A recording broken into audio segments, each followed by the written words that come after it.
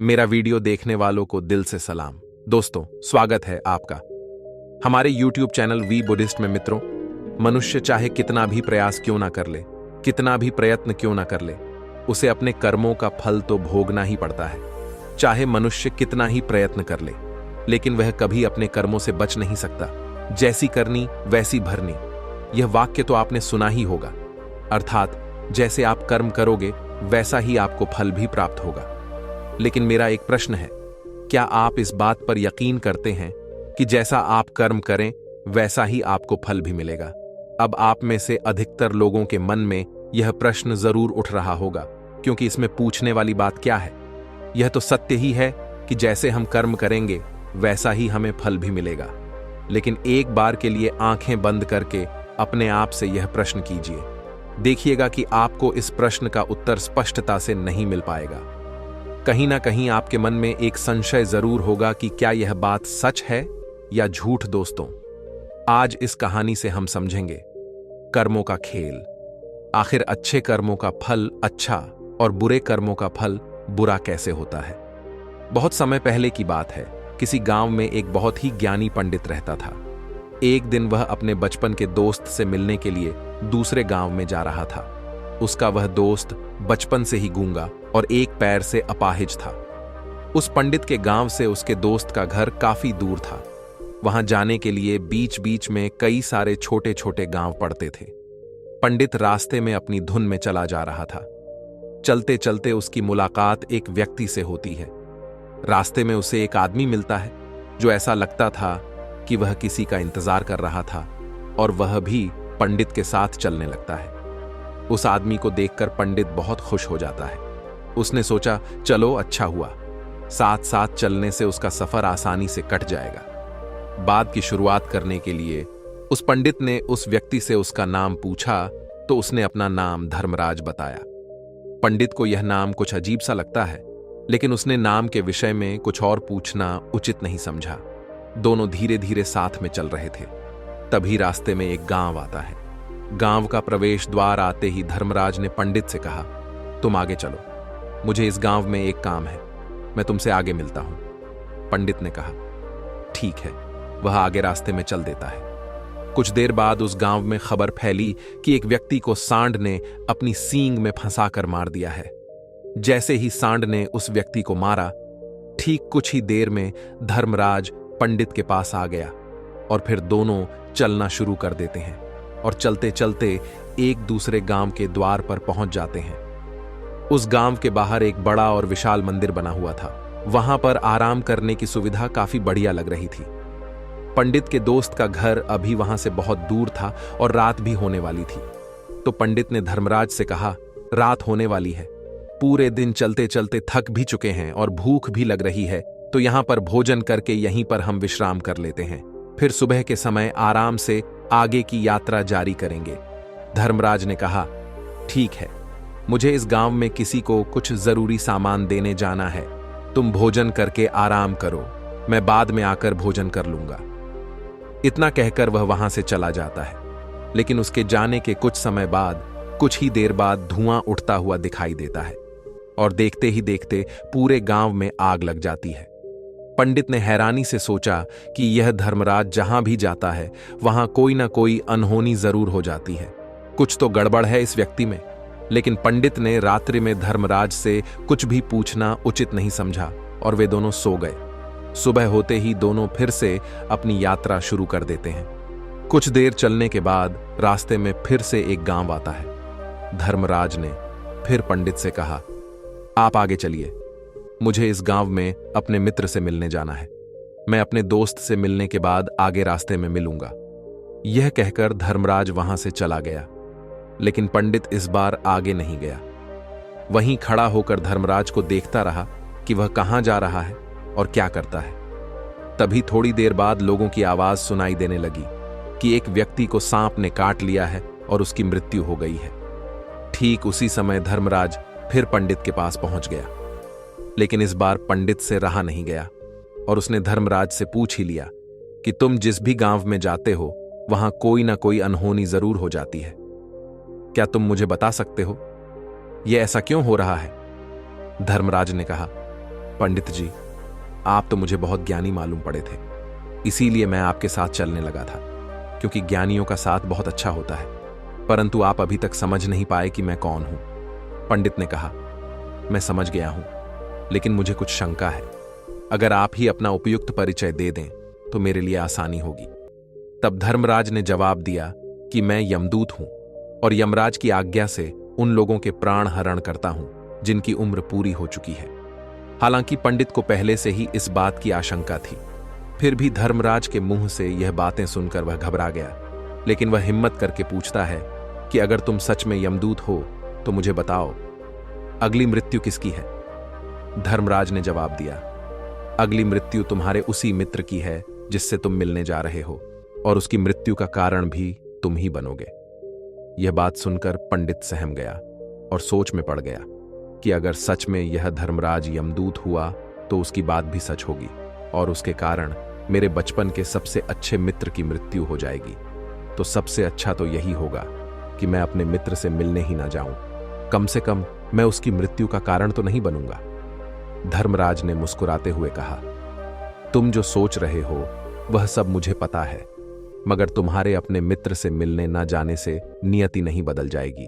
तुम्हारे मित्र की मृत्यु तो निश्चित है और वह अगले कुछ ही पलों में घटित होने वाली है।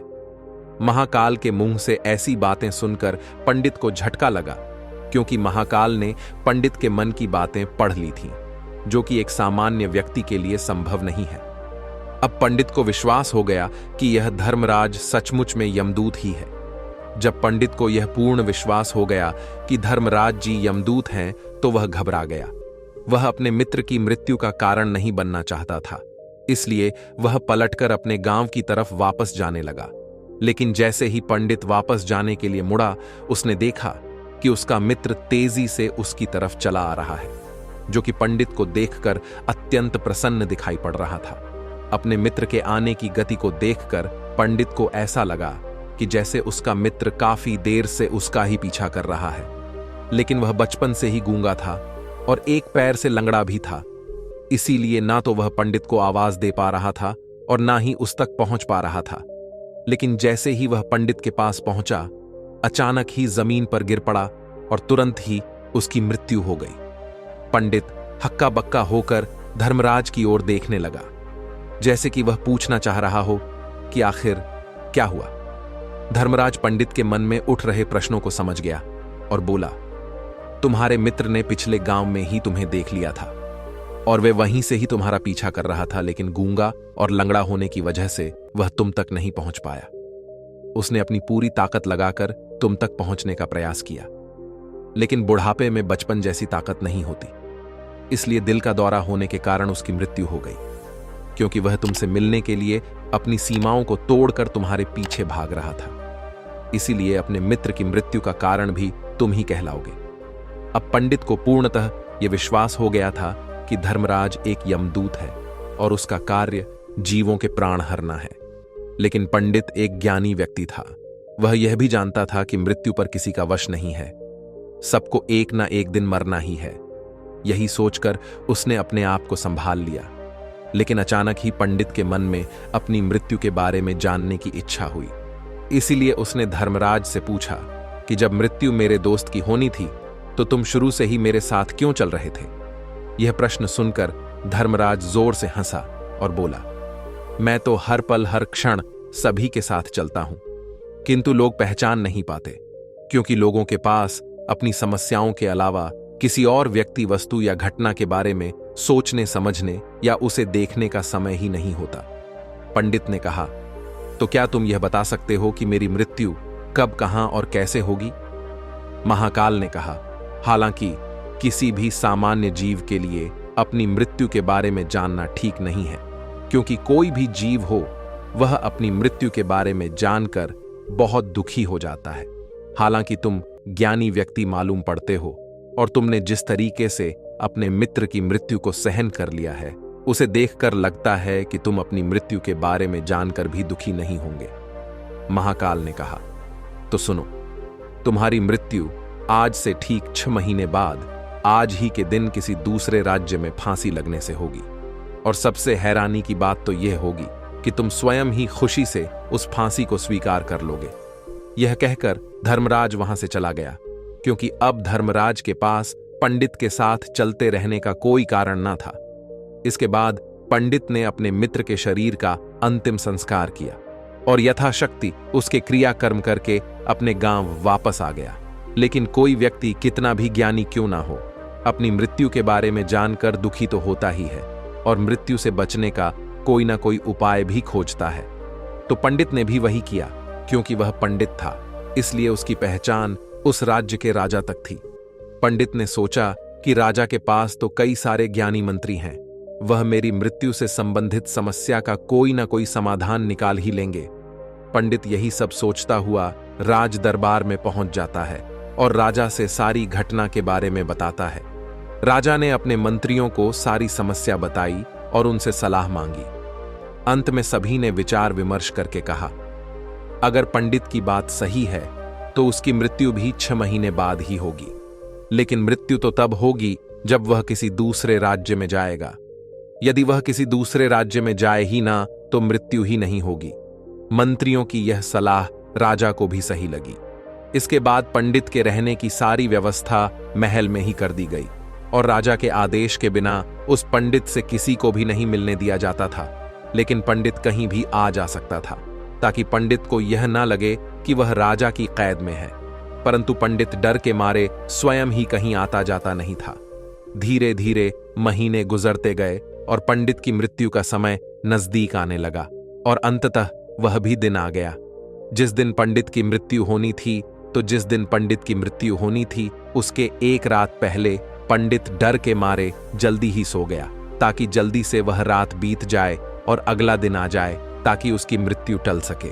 यह सोचकर वह जल्दी सो जाता है। लेकिन पंडित को नींद में चलने की बीमारी थी और अपनी इस बीमारी के बारे में वह स्वयं ही नहीं जानता था। तो फिर राजा मंत्री या किसी वैद्य को इसके बारे में बताने का कोई प्रश्न ही नहीं उठता। पंडित अपनी मृत्यु को लेकर बहुत चिंतित था। वह पिछले कई दिनों से ठीक है, सो भी नहीं पा रहा था। और नींद में चलने की बीमारी भी तभी होती है जब व्यक्ति ठीक से सो नहीं पा रहा हो। तो उस रात भी पंडित को नींद में चलने का दौरा पड़ा। वह उठा और महल से निकलकर अस्तबल में गया। क्योंकि पंडित राजा का खास मेहमान था, इसलिए किसी भी पहरेदार ने उसे नहीं रोका और न ही किसी तरह की कोई पूछताछ की। अस्तबल में पहुंचकर वह सबसे तेज चलने वाले घोड़े की पीठ पर सवार होकर नींद में ही अपने राज्य की सीमा से बाहर दूसरे पड़ोसी राज्य में चला गया। इतना ही नहीं, वह दूसरे राज्य के राजा के महल में पहुंच गया। उस महल के पहरेदार ने भी उसे नहीं रोका और ना ही कोई पूछताछ की। सभी लोग रात्रि का अंतिम पहर होने के कारण गहरी नींद में थे। वह पंडित सीधे राजा के शयन कक्ष में पहुंचा, जहां राजा और रानी सो रहे थे। वह पंडित वहीं जाकर सो गया। सुबह हुई तो राजा ने पंडित को रानी के बगल में सोया हुआ देखा तो राजा बहुत क्रोधित हो गया। राजा ने पंडित को कैद करने का आदेश दे दिया। पंडित गिरफ्तार हो गया। लेकिन पंडित तो भौचक्का था। उसे तो कुछ समझ नहीं आ रहा था कि आखिर वह दूसरे राज्य में और राजा के शयन कक्ष में कैसे पहुंचा। लेकिन वहां उसकी यह सब सुनने वाला कोई नहीं था। अगली सुबह राजा ने पंडित को दरबार में पेश करने का आदेश दिया। कुछ देर बाद उस पंडित को दरबार में लाया गया। पंडित को देखते ही राजा इतना बबूला हो गया कि उसे फांसी पर चढ़ा देने का हुक्म सुना दिया। फांसी की सजा सुनकर पंडित कांप गया, लेकिन फिर भी थोड़ी सी हिम्मत जुटाकर राजा से बोला, महाराज, मैं नहीं जानता कि मैं राजमहल तक कैसे पहुंचा। मैं यह भी नहीं जानता हूं कि आपके शयन कक्ष तक मैं कैसे आया और आपके महल के किसी पहरेदार या सैनिक ने मुझे रोका क्यों नहीं। लेकिन मैं इतना जरूर जानता हूं कि आज मेरी मृत्यु होनी थी और वह होने भी जा रही है। राजा को यह बात थोड़ी अजीब लगी। उसने पंडित से पूछा, तुम्हें कैसे पता कि आज तुम्हारी मृत्यु होनी है? राजा के इस प्रश्न के जवाब में पंडित ने पिछले 6 महीने का सारा वाक्य राजा को सुना दिया और बोला, महाराज, मेरा क्या? किसी भी सामान्य व्यक्ति में इतना साहस नहीं कि वह राजा के शयन कक्ष में राजा की उपस्थिति में रानी के साथ सो जाए। राजा को पंडित की बात में थोड़ा तर्क दिखाई पड़ा, परंतु उसने सोचा कि यह मृत्यु से बचने के लिए धर्मराज और उसके द्वारा अपनी मृत्यु की भविष्यवाणी की कहानी बना रहा है। इसीलिए राजा ने पंडित से कहा, यदि तुम्हारी बात सत्य है और आज यह तुम्हारी मृत्यु का दिन है, जैसा कि यमदूत धर्मराज ने तुमसे कहा था, तो आज तुम्हारी मृत्यु का कारण मैं नहीं बनूंगा। लेकिन यदि तुम्हारी बात झूठी निकली तो निश्चित ही आज तुम्हारी मृत्यु का दिन होगा, क्योंकि जिस राज्य से पंडित आया था उस राज्य का राजा इस राजा का मित्र था। इसीलिए इस राजा ने तुरंत अपने 2 सैनिकों को पड़ोसी राजा के पास भेजकर पंडित की बात की, सत्यता का प्रमाण मांगने भेजा। भेजे गए सैनिक शाम तक लौटे और उन्होंने राजा को बताया कि महाराज पंडित जो कुछ भी कह रहा है वह सब सत्य है। पड़ोसी राज्य के राजा ने पिछले 6 महीने से पंडित के रहने की सारी व्यवस्था अपने ही महल में कर रखी थी। पंडित राजा का खास मेहमान था। कल शाम राजा आखिरी बार पंडित से उसके कक्ष में मिले थे और उसके बाद यह इस राज्य में कैसे पहुंच गया, इसकी जानकारी किसी को भी नहीं है। इसीलिए उस राज्य के राजा के अनुसार पंडित को फांसी की सजा देना ठीक नहीं है। लेकिन राजा के सामने एक नई समस्या थी, क्योंकि उसने बिना पूरी बात जाने ही पंडित को फांसी की सजा सुना दी थी। इसलिए अगर पंडित को फांसी नहीं दी जाएगी तो राजा के वचन का अपमान हो जाएगा। लेकिन अगर राजा की बात का मान रखा जाए तो बेवजह ही एक निर्दोष व्यक्ति की मौत हो जाएगी। राजा ने अपने सभी मंत्रियों से इस बारे में सुझाव मांगा, तो मंत्रियों ने राजा को सुझाव दिया कि महाराज पंडित को एक कच्चे सूत के धागे से फांसी लगवा दी जाए। इससे आपके कथन का भी मान रह जाएगा और कच्चे सूत के धागे से पंडित को फांसी भी नहीं लगेगी और उसके प्राण भी बच जाएंगे। राजा को मंत्रियों का यह सुझाव पसंद आया और उसने ऐसा ही करने का आदेश दे दिया। पंडित के लिए कच्चे सूत के धागे से फांसी का फंदा बनाया गया और नियम के अनुसार पंडित को फांसी पर चढ़ाया जाने लगा। सभी लोग बहुत खुश थे कि ना तो पंडित मरेगा और ना ही राजा का वचन खाली जाएगा। पंडित को भी पूर्ण विश्वास था, यह सूत के धागे से तो उसकी मृत्यु हो ही नहीं सकती। पंडित उस पर चढ़ने के लिए तैयार हो गया। जैसा कि धर्मराज ने भविष्यवाणी की थी कि तुम खुद ही अपनी फांसी को स्वीकार करोगे। लेकिन जैसे ही पंडित को फांसी दी गई, सूत का धागा तो टूट गया, लेकिन टूटने से पहले उसने अपना काम कर दिया था। पंडित के गले की एक नस सूत के धागे के झटके से कट चुकी थी और पंडित जमीन पर गिर पड़ा और तड़प रहा था। उस पल उसके गले से खून की फुहार निकल रही थी और देखते ही देखते पंडित का शरीर पूरी तरह से शांत हो गया। सभी लोग आश्चर्यचकित थे और पंडित को मरता हुआ देख रहे थे। किसी को विश्वास नहीं हो रहा था कि कच्चे सूत के धागे से भी किसी इंसान की मृत्यु हो सकती है। लेकिन घटना तो घट चुकी थी। नियति ने अपना काम कर दिया था और धर्मराज की भविष्यवाणी सच हो चुकी थी। दोस्तों, श्रीमद् भागवत गीता में भगवान श्री कृष्ण ने कहा है, जो होना होता है वह होकर ही रहता है। हम चाहे कितनी ही सावधानी बरते, कितना ही उपाय कर ले, लेकिन घटना और घटना की पूरी प्रणाली पहले से ही तय होती है, जिसे हम थोड़ा सा भी इधर उधर नहीं कर सकते हैं। दोस्तों, शायद इसीलिए ईश्वर ने हमें भविष्य जानने की क्षमता नहीं दी है, ताकि हम अपने जीवन को ज्यादा बेहतर तरीके से जी सके। और यही बात उस पंडित पर भी लागू होती है। अगर पंडित ने महाकाल से अपनी मृत्यु के बारे में ना पूछा होता तो 6 महीने तक राजा के महल में कैद रहकर डर डर कर जीने की बजाय ज्यादा बेहतर जीवन जीता। दोस्तों, यह कहानी आपको कैसी लगी? मैं उम्मीद करता हूं कि यह कहानी सुनने से आपके जीवन में अच्छे बदलाव आए होंगे। आपको इस वीडियो से क्या सीखने मिला, यह कमेंट करके जरूर बताएं और अपने परिवार, दोस्तों या आपके करीबी इंसान के साथ यह कहानी शेयर करके उन्हें भी इस ज्ञान से परिचित करवाएं। बाकी अगर आपको यह वीडियो दिल से अच्छी लगी हो तो इस वीडियो को लाइक कर दीजिए, और आपने अब तक इस चैनल को सब्सक्राइब नहीं किया हो तो चैनल को सब्सक्राइब भी जरूर कर लीजिए। आपका हर दिन शुभ हो और खुशियों से आपका जीवन भरा रहे। धन्यवाद। नमो बुद्धाय।